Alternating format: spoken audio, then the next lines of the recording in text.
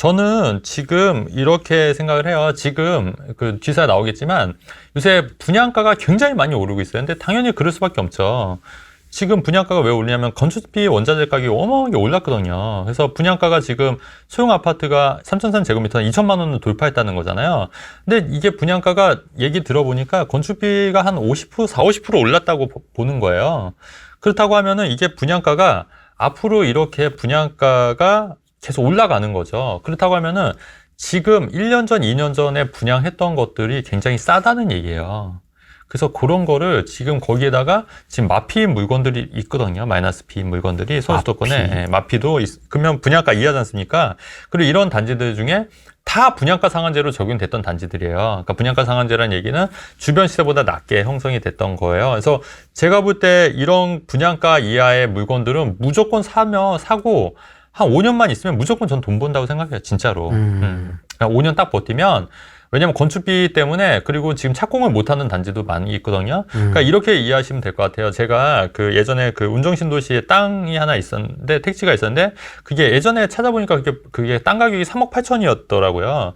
근데 지금 생각하니까 그 땅이 68평인가 있었어요. 근데 그게 3억 8천인데 지금 생각하니까 너무 싼 거예요. 근데 그 당시 한 5, 6년, 7년 전만 해도 싸다고 생각 안 했거든요. 3억 8천이. 그러니까 그 말은 뭐냐면 그동안 물가 상승률의 돈 가치가 어마어마하게 하락했다는 거거든요. 그러니까 그 말은 지금 여러분 그 3억대, 3억대, 4억대 아파트 분양가 비쌀 것 같잖아요. 비싸다고 생각하시잖아요.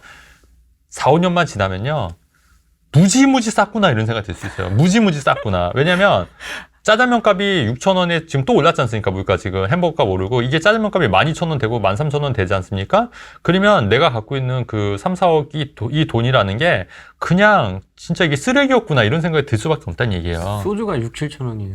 네, 그런 것도 있고 요새 햄버거 값도 엄청 올랐거든요. 네. 그래서 여러분 한번 생각해 보세요. 여러분 10년 전에 10억이면 작은 돈 절대 아니었어요.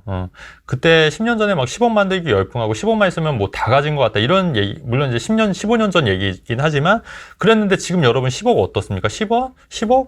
뭐 별거 아니죠. 이런 느낌이잖아요. 똑같거든요. 지금 1억이라는 돈도 지금 물론 큰 돈이긴 하지만 예전에 10년 전 1억이랑은 또 다른 개념인 거고 여러분 그 10,000원짜리 한 장도 한번 보시면 10,000원 어떠세요? 이게 10년 전 10,000원이랑 지금 가격이랑 가치가 같다고 생각하시나요? 절대 아니거든요. 완전히 다르잖아요. 그렇기 때문에 지금 3, 4억대 그 분양권 같은 경우에 지금 무조건 그냥 사야 돼요, 지금.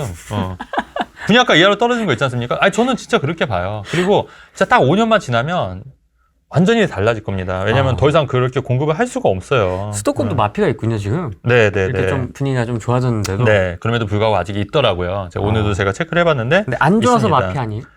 아니요. 꼭 그렇지는 않은 것 같아요. 그러니까 물론 경기가, 그리고 분양권이라는 게 제가 볼 때는 이런 거예요. 아파트들은 그 현재 가치가 가장 반영이 되는 게 이미 실물이 보이는 거예요. 실물이. 근데 분양권은 지금 짓고 있는 거예요. 그러니까 모르는 거 이게 좋은지 나쁜지. 그렇기 때문에 이게 가격 그 경기에 따라서 변동성이 훨씬 커요. 그러니까 안 좋을 때는 정말 안 좋아요. 더 떨어지니까. 근데 일반 아파트들은 내가 실입주를 해야 되고 이게 눈에 보이니까 좀 덜 떨어지는데 경기가 안 좋으면 분양권이 타격이 훨씬 더 있는 거예요. 왜냐면 안 보이니까. 그리고 사람들이 더 두려우니까. 안 보이니까. 안 보이고 두렵고 없으니까. 지금 당장 실물이 없지 않습니까? 그러니까 더 두려우니까 더 두려운 마음에 던지는 거예요, 그냥. 그러니까 그런 심리를 역으로 이용하면 사야 된다는 얘기예요. 지금 OP 분양권이 아니고 OP 아니고 일반 아파트. 아파트 분양권. 이제 지역 추리기 나옵니다. 이제. 네네. 예, 맞아요. 맞습니다. 인천, 송도, 파주, 운정의 마피들을 사면 된다는 의미예요. 물론 이제 그 와중에서도 옥석을 고르셔야겠지만 네. 그런데 마피해서 사면은 5년 후에 한번 제 얘기 한번 잘 들어보세요. 5년 후에 과연 이 가격에 이 가격으로 새로운 아파트가 들어설 수 있을까 하면은 저는 아니라고 보는 거예요. 그렇다고 하면 그때 산 사람들은 훨씬 더 많은 이득을 볼 수 있는 거라고 저는 생각을 하는 거죠. 아까 그럼 분양권 같은 경우 그렇고, 그 다음에 전략 또 하나 말씀드릴게요. 네. 뭐냐면 지금 전세 가격이 낮지 않습니까? 그래서 이게 투자 금액이 굉장히 많이 들어요. 근데 이제 한편으로는 지금 무주택자들은 정말 기회가 뭐냐면 전세를 낀 매물을 사기보다는 특례 보금자리를 활용하면 70% 대출이 나오거든요. 그래서 전세 가격이 낮으면 갭투자자들이 접근을 못하는 거예요. 그렇기 때문에 가격이 많이 내려온 단지들이 있거든요. 그러니까 그런 단지를 그냥 대출 끼고 사는 거예요. 대출 끼고 월세 받으면 됩니다. 대출 끼고. 그러니까 예를 들어서 분양가가 그러니까 한 4억 정도다. 그러면 대출이 70억. 근데 감정가도 거의 한 5억 정도 되는 데도 있어요. 그러면 70%면 3억 5천이지 않습니까? 그러면 내 돈 5천만 원만 있으면 살 수 있다는 얘기예요.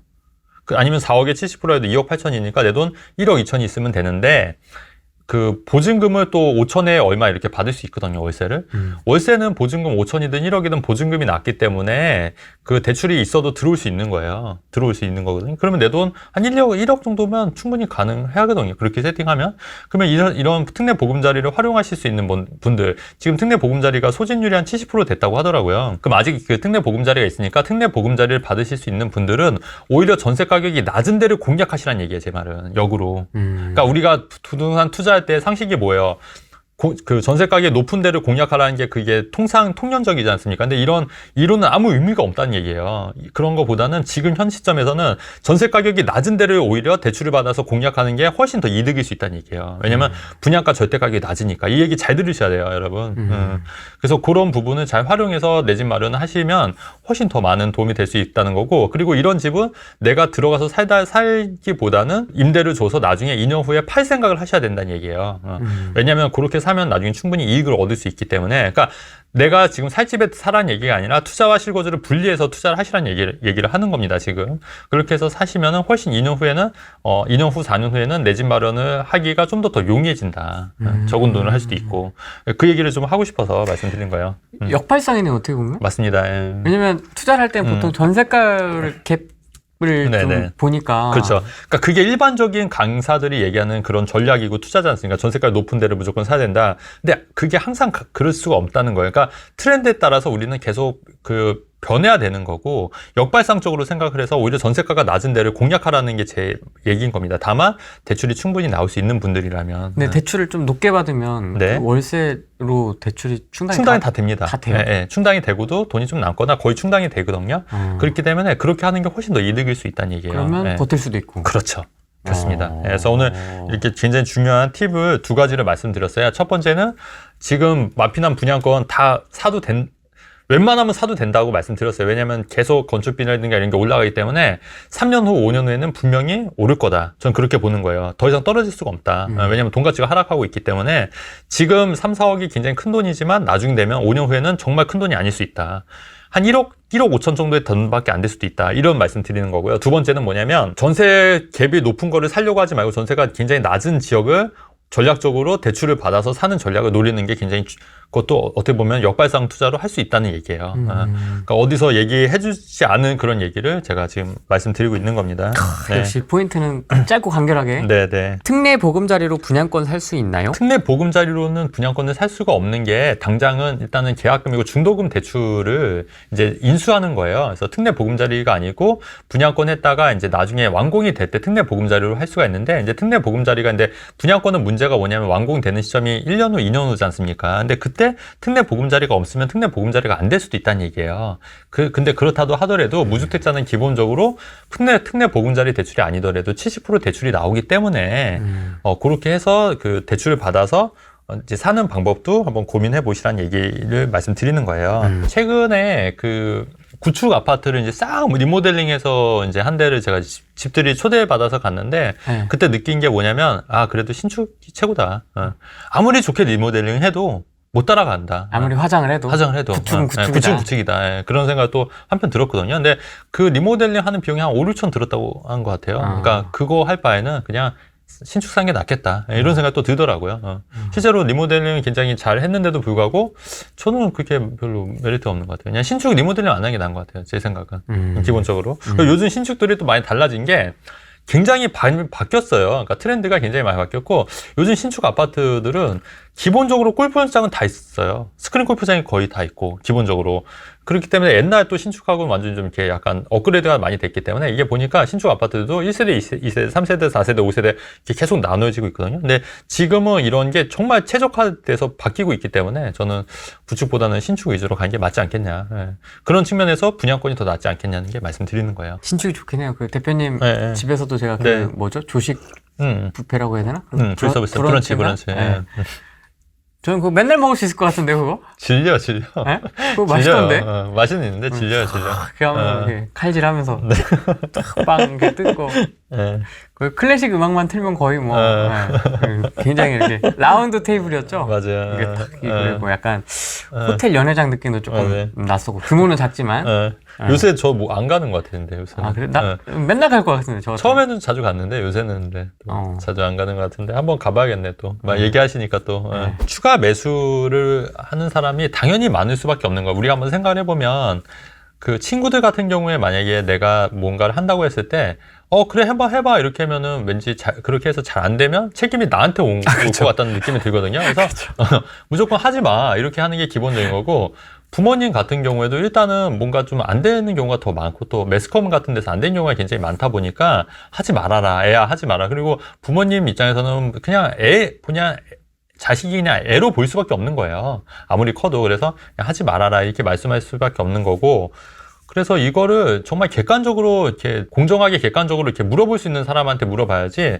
그냥 주변의 친구, 동료, 그다음에 동료들 같은 경우는 괜히 잘만 돼도 배만 아플 거 아닙니까? 그쵸. 입장 바꿔서 만났던 자기 친한 어떤 동료가 이거 집 살려고 하는데 어떻게 할까 물어본다고 하면은 오초코님 뭐라고 얘기하겠어요? 그냥 하지 말아라고 할 게 뻔하거든요, 사실. 그냥 한번 해봐. 이렇게 하는 사람이 사실 굉장히 드물어요. 왜냐면 자기가 뭐 잘 모르고, 또 일단 모르고, 책임지기 싫고, 괜히 또 했다가 안 되면 또 내 탓 할까봐.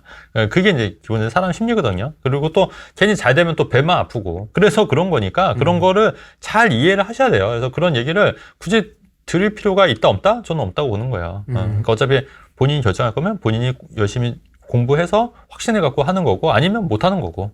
저는 개인적으로 그렇게 생각합니다. 큰 틀에서 말씀드리면 지금은 지방보다는 수도권이 낫다는 건데, 근데 지방도 지방 나름의 어떤 메리트가 있다고 보는 거죠. 그래서 그런 거는 개별적으로 좀 따져봐야 되죠. 저는 이제 큰 틀에서 말씀을 드린 거고, 이제 이 지방 분양권이 뭐냐에 따라서 달라지는 거고, 마피가 얼마냐에 따라서도 또 이제 판단하기가 달라지는 거고, 뭐 실거주를 할 거냐 안 할 거냐에 따라서도 판단하기가 달라질 수 있다는 얘기예요. 그러니까 모든 사람이 다 공통되기 원하는 정답은 없습니다, 세상에. 각자 처한 상황에 따라서 전략이 다 달라지고 다 달라지는 거지, 공통된 어떻게 정답이 있으면 모든 사람이 다 그렇게 하면 되지 않습니까? 근데 그건 아니거든요. 각자 맞는 방향대로 이제 결정하시면 된다는 얘기예요. 실제 성공하신 경험 있는 분들 이야기를 경청하는 게 좋은 것 같다. 맞아요. 이 말도 정말, 왜냐면 또 그 중에 하나가 이제 책이지 않습니까? 근데 책이 어떻게 보면 그 사람 인생의 일대기를 이제 집대성한 거거든요, 사실은. 근데 그거를 만 얼마에 사서 본다? 굉장히 싼 거예요, 진짜로. 그렇죠. 온갖 지식과 경험을 압축하잖아요. 그렇죠. 가다듬고 하잖아요, 그렇죠. 사실. 그래서 그거를 진짜 잘 봤는데, 물론 이제 그 중에는 쓰레기 책들도 있습니다, 물론. 그래서 그런 책들만 잘 거르시면 되는 거니까. 많죠, 쓰레기 책. 네. 그래서 쓰레기 책도 많은데, 근데 또 그거를 또 반면교사로 삼으시면 된다고 봐요. 그러니까 쓰레기 책을 보고, 이렇게 하면 안 되겠구나. 이 사람은 너무 거짓말이 심하니까 또 다른 책을 보고, 이 사람이 더 진실을 얘기하는 거구나. 이렇게 또 반면교사로 삼으면 되기 때문에 다 교훈을 얻을 수 있다고 봐요. 그래서 저도 요새 책을 좀 많이 보고 있어요. 제가 또 원래 책을 많이 보는 스타일은 아닌데, 최근에 책을 보고 있는데. 왜요? 이제 좀 사업 쪽, 비즈니스 쪽으로 좀 책을 보고 있습니다. 비즈니스. 부동산 책은 아니고요. 부동산 책은 아예 안 봐요. 원래 안 본 지도 꽤 오래됐고, 사업 쪽에 좀 관심이 많다 보니까 사업 쪽 책을 보고 있는데, 굉장히 저도 많은 영감을 얻고 있고 또 많이 공부를 하고 있어요. 뭐 보세요, 요즘에는? 요즘에 최근에 봤던 게 그 김승모 씨가 쓴 거, 사장학개론? 네, 사장학개론. 그것도 다 봤고요. 안 그래도 지금 보내주신 분이 계셔서, 저한테 선물로 보내주신 분이 계셔서 그거 봤고, 그 다음에 세누이 가르치는 그것도 봤고, 그 다음에 예전에 사장의 속마음 뭐 이런 책도 있어요. 그거 정확하게 제목이 다를 수도 있는데, 그거 보고 있고. 그래서 요새 뭐 유튜브 안 찍고 책 보고 있어요. 책 보고 있고. 도 닦고 계시는군요. 네, 도 닦고 있습니다. 요새 유튜브. 네, 그러니까 마음 수양하고 있습니다, 지금.